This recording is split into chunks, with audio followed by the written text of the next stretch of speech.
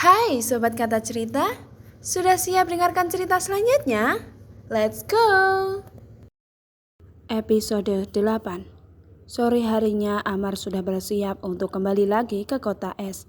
Sebab ia hanya izin pada dosennya untuk tidak masuk satu hari ini saja. Dan untungnya saja sang dosen mengerti. Namun di saat ia sudah siap, sang ayah Hamis melarang dirinya untuk berangkat. Hamis meminta untuk besok subuh saja Amar berangkatnya. Bagaimana mungkin ia membiarkan anaknya melakukan perjalanan jauh hanya dalam sehari ini? Tapi ya, Mas, besok setelah sholat subuh kamu bisa berangkat. Kasihan badan kamu, pasti lelah dalam perjalanan yang panjang itu. Hamis langsung memotong perkataan sang anak sambung, dan ia juga memberi ultimatum kepada Amar untuk tidak membantahnya. Iya nak, Uma sama ayah dan adik-adikmu juga pasti merasa khawatir kalau sampai ada apa-apa denganmu di jalan. Timpal Naina yang menatap anaknya dengan kasih sayang itu. Amar hanya bisa menghembuskan nafas saja. Setelahnya ia menganggukkan kepalanya sebagai jawaban. Baiklah, mumpung ada Mas hari ini, bagaimana kalau kita makan di luar saja? Usul Almaira dengan cepat. Kita makan di rumah sajalah, sahut Amar dengan malas. Ya, Mas mah. Seketika Almaira menjadi lesu saat mendengar perkataan kakak sulungnya itu. Amira segera menghampiri sang kakak dan membisikkan sesuatu di telinga Amar. Al, lagi bosan dengan masakan Uma mas? Bisik Amira. Amar yang mendengar itu langsung mengerutkan dahinya. Bagaimana bisa adiknya bilang bosan dengan masakan sang Uma yang terkenal enak itu? Bahkan ia saja tidak pernah merasa bosan. Seakan paham apa yang dipikirkan oleh sang kakak, Amira pun langsung membisikkannya lagi. Uma lagi mencoba resep baru, tapi gagal terus.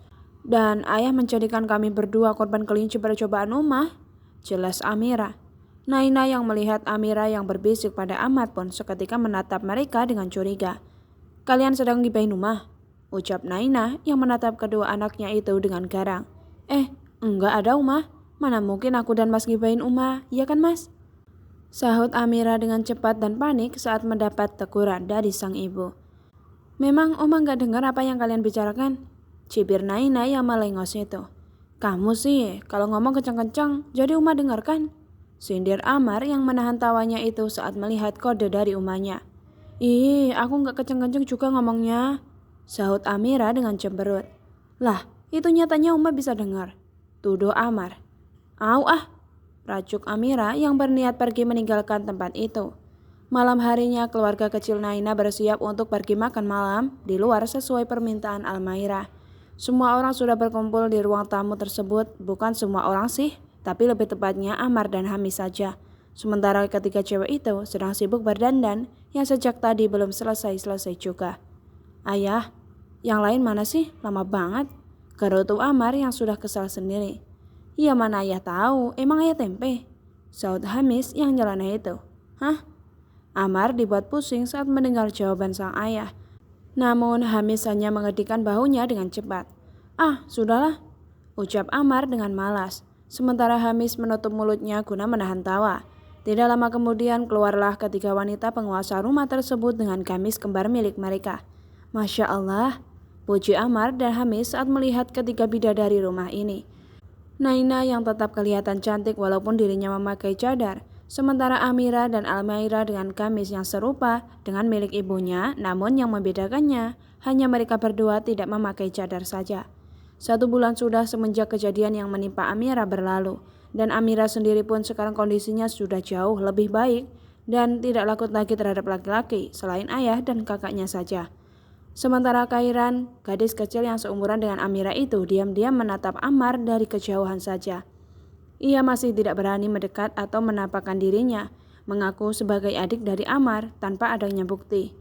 Andai kita bisa bersama Mas, gumam Kairan yang menatap Amar dengan mata berbinarnya itu. Sementara Amar yang saat itu sedang berada di kantin kampus itu tidak sengaja melihat Nadia yang juga sedang menatapnya. Ia langsung saja tersenyum ke arah Nadia.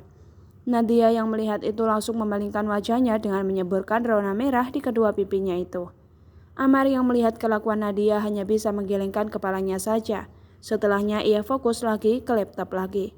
Nadia kembali menatap Amar yang fokus pada benda lipat tersebut. Tampaknya masku ini, gumam Nadia.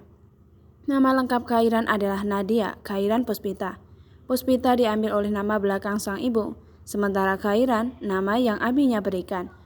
Semua orang mengenalnya Nadia, bukan Khairan, sebab sang ibu selalu memanggil nama depannya saja, bukan nama tengahnya. Ia menatap Amar dengan perasaan yang mendalam, tapi bukan perasaan wanita terhadap lelaki, namun lebih tepatnya perasaan adik terhadap kakak lelakinya.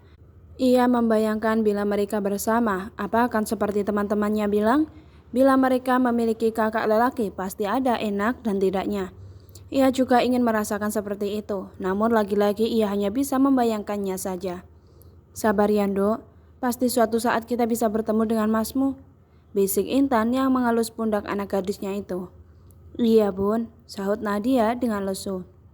Hingga suatu hari Nadia sedang termenung di bawah guyuran hujan. Ia menatap ke arah sepatu yang ia kenakan itu, hingga tiba-tiba ia merasa air hujan yang seharusnya menimpa dirinya tidak lagi ia rasakan.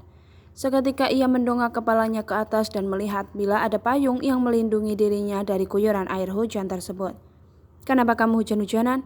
tanya Amar pada Nadia yang sedang terduduk di taman seorang diri sambil ia menatap arah lain. Namun Nadia hanya diam menatap Amar dengan perasaan tidak menentunya. Kejadian beberapa waktu membuatnya sedih akan perkataan kakak dari temannya itu. "Kalau kamu sakit, kasihan ibumu, pasti beliau merasa sedih," lanjut Amar lagi.